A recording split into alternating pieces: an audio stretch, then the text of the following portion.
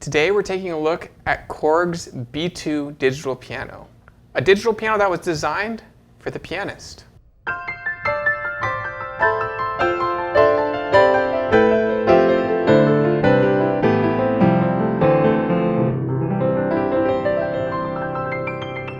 Hi, this is Ted with Alamo Music Center in beautiful downtown San Antonio, Texas. I'm Patrick Maury. You can find us online at alamomusic.com. If you haven't already, please subscribe to our YouTube channels, check out our other videos, sign up for notifications, like our videos, leave us comments. We appreciate your support and we love to interact with you. Unboxed it this morning, and here we are doing a review on it. It's interesting, and I know in the intro it sounds fun. It sounds unique and funny that like this was designed for pianists, but really when you think about digital pianos, especially in this price range, it's usually designed for a beginner to get them interested in music and a lot of times you see a flurry of buttons, you see a smaller design, you see a lot of functionality, ins, outs, all this stuff. But I don't think I've ever seen one that was direct to the point of this is for a pianist. There's nothing to look at except for a glow-on light and a volume button and three other things, but it's primarily a piano, weighted action keyboard, and pretty good sound. I mean, it's got a decent size amp in there. In this price range, you don't usually see a piano with this big of a sound system. So two 15-watt speakers on each side, so 30 watts of amplification coming out of it. Really starts to sound full when you're sitting with it in the room. And what I love is there's only 12 voices on here, but 5 of them, the best 5 I will say, are piano sounds. And so we kind of focused on this in the demo when we play it here in a minute. But really kind of unique piano sounds that you don't normally always get in a piano at this price range. So it's interesting because I really feel like the focus is on piano in this, and it's not on throwing a lot of different voices, 400 voices out there. It's not for all that. It's kind of like get all that stuff out. Let's at this price point at $550, what's the best we can give you? Actually, when you look at a keyboard like this, what this says to me is like, you need something to practice on, practice. Sit down and practice. This isn't one where you sit down and you like fool with the sounds and get a drum beat and jam for a while and 3 hours go by and you didn't do a scale or anything. I'm not saying it's not fun. Mm-hmm. I'm saying this is a technically kind of designed keyboard so you can sit down and increase your skills. Yeah, and what I really love is, I brought it out here, it has this cute little mini pedal.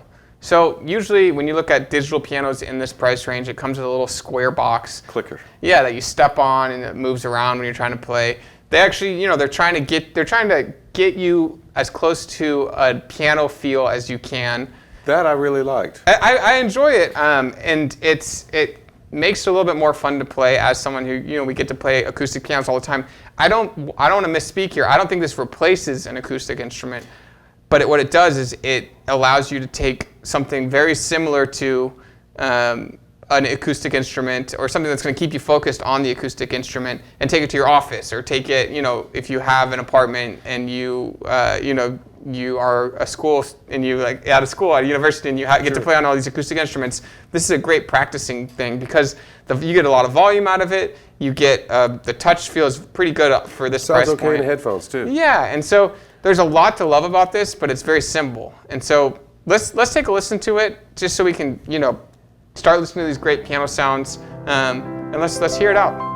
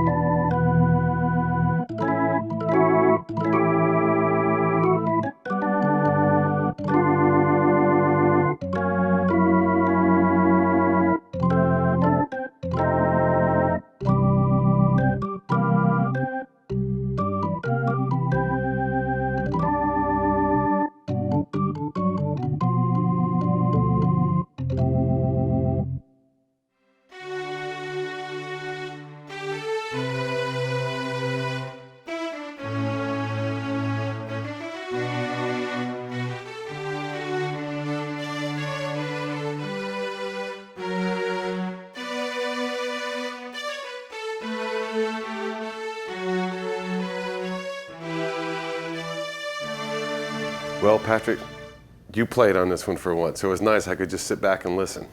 And what'd you think? What'd you like? What you didn't like? I mean, I enjoyed the feel of it. It has a lot of like I think it has to do with the volume a lot. So I felt like I was getting a lot of response out of the instrument. The keys start to vibrate a little bit more once you kind of crank the volume up, and it feels a little bit more like you're there at an acoustic instrument. And it's hard to describe that feeling, and that's why I highly recommend, if you guys have stores near you, go check out the Korg B2. Really an interesting value proposition, I would say. The 5 voices are fun to play with. It's fun to kind of go through and hear how it responds to what you're playing, how hard you're playing. One of the knacks I do have against it is the 120 note polyphony. So kind of in this price point, you start seeing a little bit more usually. Yeah, and so when you are playing runs and things like that, it will eventually fade out, especially when you have stereo sound and you're playing more than about 60 notes. Now, if you grew up with digital pianos, whenever you have that short sustain, which is due to not enough MIDI coverage in your keys, it's always like, just add some more reverb. Yeah. And that'll make it sustain a little better. And so I definitely give this keyboard a round of applause, because I think it's admirable what they're trying to do, and I think to an extent they really succeed at creating a great value at $550.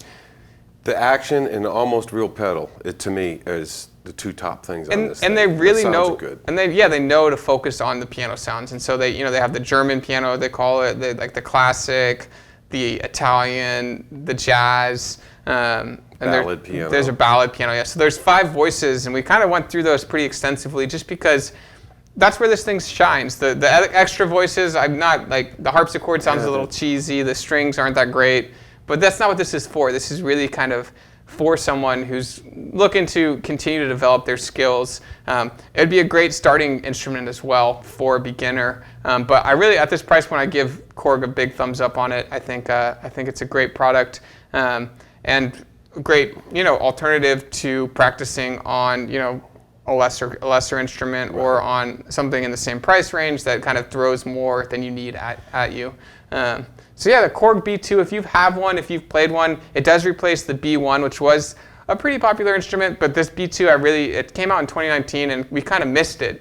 It's easy to miss, and so I'm really impressed with it, and excited that we have it here, and I think it will be a great seller here at our store. And there's also an app that goes with this, and it's kind of like a lesson app, and so you can play along with, you can chord and learn how to just do separate notes and stuff like that. And it has the same kind of timing where it won't play until you hit the note right. Yeah. So the app is kind of interesting from a learning standpoint, to give it an extra tool for a student. Yeah, so really enjoy the sound, the feel, great instrument from Korg at an affordable price.